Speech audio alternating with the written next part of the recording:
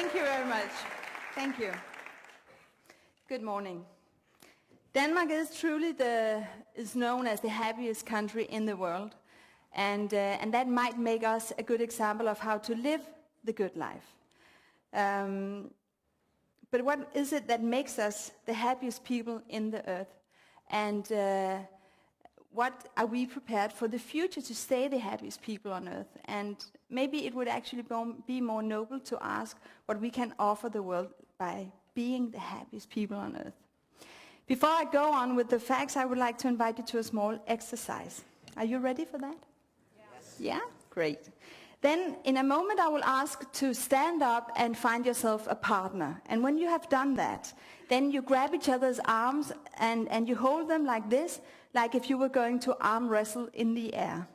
And when you've done that, when you have found your partner, then I will tell you what more to do. Okay? Rise up and find your partner.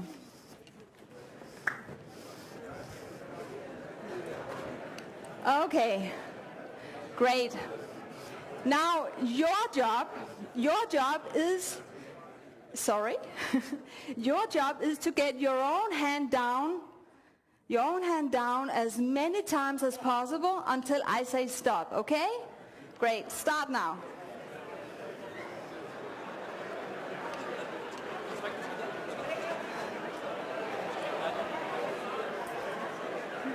Okay, thank you. Thank you, you can sit down again.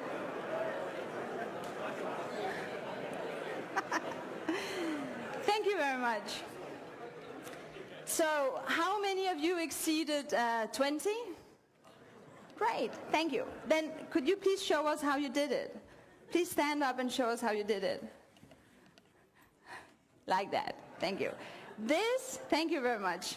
Let's give them a hand. Because this is actually the happy life.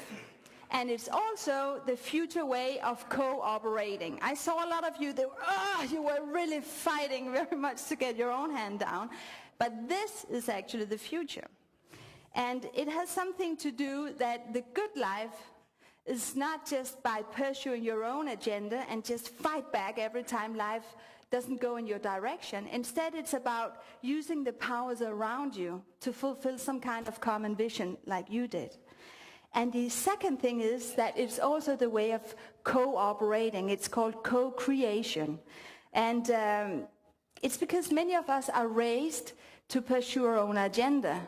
And that's good. That's very good because that has moved the world forward. But we are not fighting for survival anymore in our society. Instead, we need to develop society and develop humanity. And that means that we have to work together and find a common vision to work towards too. This is the way we're going to do it, and I'm going to explain more about what it is. When we do that, we agree on a common vision, and what happens is that this small exercise shows us that when we have this common vision, we reach a much higher goal. I could see some of you only had 1 or 2 times down, right? You had more than 20. So we reach a higher goal. It's much more fun. Sometimes people start to dance like this together. And second, it's with a lot less effort. So working together, creating together is the way to move humanity forward. Now, have we Danes done that? Is that what is special for us? We have a certain special core value that is the base of all the happiness in Denmark. And does it work? Yeah, oh, there, trust. The Danes' most important core value is actually trust. And to explain this, I would like to share a personal story from my own life. This is my mother and dad's wedding. My mother comes from Spain, and she's the bride in the picture on the left. Her father was a very skilled businessman, and her mother, she was a beautiful and, a little distinguished, beautiful lady from a good family. My grandfather, was very careful with money, and she was a very passionate and indulgent woman, so they didn't exactly share values in this aspect of life. On their honeymoon, one evening, she ordered a Chateaubriand, which was the most expensive course on the menu. very much to his dissatisfaction. But you know, he loved her, and then she got her steak. And everything was actually very cool until the disaster happened. She could not eat all of it. I'm told that this tiny, small incident actually came to define their marriage. He never really trusted her again. And she, on the other hand, was never more passionate and you know, trusting with him either. So, of course, they didn't have exactly the best of all the marriages, which was very sad for them. The problem is that I'm sure they could have. Because if they had embraced their diversity, their differences, they would have had much more to work together with. Maybe because of that, my mother went along with all the differences and married this strange guy from far up north to the right. The guy there, that's my father. And they had 3 children. As the pictures show you, I grew up in the middle of a very passionate and warm, more Latin culture and the more cool and calm Nordic culture. And I'm sure that made me a sociologist, trying to analyze people and culture in order to understand them and to place myself with meaning in it. So, and thanks, Mom, for letting me share this story. I'm not so sure it's a very good story from family, but it shows the thing about passion and trust. And also, it shows a little of what makes a good life. First of all, trust, love, embracing diversity, and of course some kind of creativity. And knowing that the perfect life is not the good life. You cannot control life. The perfect life where everything simply goes and lives up to the highest expectations, from the right, self-assuring, creative job to a good marriage with lots of deep love and wild sex every day. Everybody has that today? Yeah? No? Yeah? Great. It becomes the minimum. But the problem is that it ensures that we become a fiasco every day, because no one can live up to that. Instead, we need to learn that the perfect life is more the dynamic life, that you never know where it goes to. Like today, nobody really knows what is going to go on today on Tedx, but we need to be open to the things that happens around you. Or in other words, the good life is to embrace diversity, to embrace the trust, and do like my mom did. Now, have we Danes done that? Well, let's look at our values and the negative consequences. We worship equality, and we certainly have one of the most equal societies in the world. We take very good care of the weakest people. We have equal rights between the genders. We have excellent family support system, and we pay so damn high taxes. This also gives us anti-hierarchical management models that again gives us strategic business advantages, because the good ideas flow freely in the organization. Instead of spending a lot of resources on controlling, we start and use them on creative power. Again, trust is an issue here. On the other hand, we simply cannot tolerate that someone is more worth than you. This has even its own concept that you know very well, called Jante law. And the First Amendment is, don't think that you're worth anything. Totally contrary to what we're going to do today. So that leads us to the downside of equality, mediocrity. Standing out has never really been a virtue in Denmark, and we have almost made mediocrity a kind of an advantage in our national understanding. Maybe because we had to, because in 1864 we lost a great deal of Denmark to Germany, and we had to figure out what kind of value we had as a nation. So we became very introvert. This is, however, changing, and we experience a new generation that wants to be outstanding and who really has the talent and the motivation to do so. Now, the second thing is that we also have a very strong feeling of community. We are the countries with the most voluntary societies, Foreningsdanmark as we are known, and we simply love it. We cannot gather together almost without making some kind of formal organization with chairman and membership and rules and things like that. And this is what forms us very much as a modern tribe.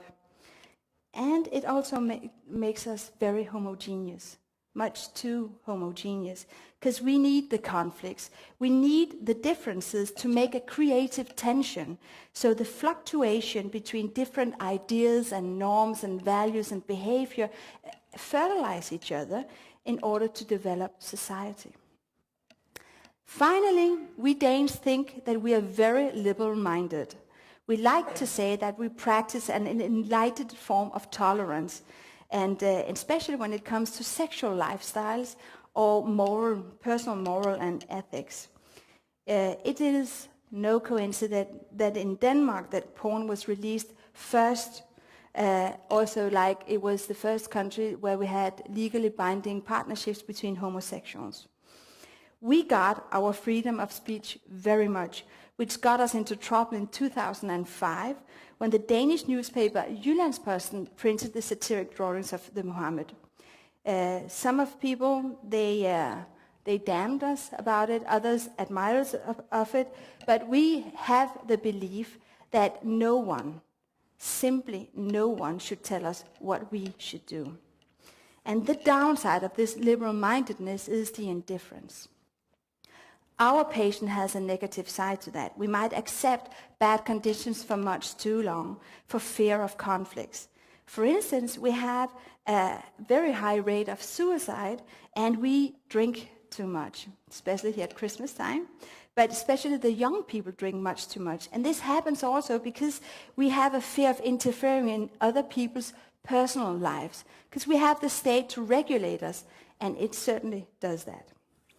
So equality, community, and liberal-mindedness, together with trust, gives us the happiest society in the world. Please feel free to be inspired by that. And also, please disregard our mediocrity, our homogeneous and indifference. We Danes are not perfect either, so we need to keep on developing too. So are we Danes cut out for the future? Yes, we are. And I will present a matrix to you that explains why. So the last 5 years, more or less, we have started giving a little up on this massive focus we have had on autonomy and individualism, and that rise in the 1980s with the yuppie culture and all that. And instead we start to focus more and more on free neo-tribal communities. Today it's cool to be social again. At the same time, it's very clear that one of the most important capacities of today is to be an independent thinker and creator, and not just to reproduce the social systems that are already existing. In order to understand our time and the forces that are working around us, I made a matrix that I presented in my latest book, and it's this one. So the two axes, if you have autonomy here, and you have community there, and you have reproduction here and production up there, then these axes gives 4 different kinds of life forms. You have ego party, is about status and prestige and autonomy and personal needs. And the number one, in Denmark, in the world, in women tennis, is the Dane Caroline Wozniacki. She is certainly pursuing her own agenda, but she is also inspiring thousands and thousands of other people to reach their own goals, not just within tennis, but a lot of other things. And this ego party has really been very necessary to develop, because it has grown society and has liberated a lot of creative energy and power in the society. Then we have jurism. Jurism is about becoming enlightened through other people and seeking community with same intentions, led by some kind of charismatic guru or leader. The Danish CEO and owner of Hummel Sportswear, Christian Stadil, is a good example of a businessman who has moved in new direction and has made an inspiring and cutting-edge company, for instance, by practicing Buddhist philosophy in his work with great success. As we in the Western world see these two life forms decrease, we see them arise in lands and countries like China, Brazil, India, and Russia. And the West is now instead turning to adulthood and co-creation. Well, that's the two new life forms we're going to have more focus on. Because since the 50s, youth has been really the cool factor, and being a grown-up was, almost a punishment. This is, however, also changing, and the signs are everywhere.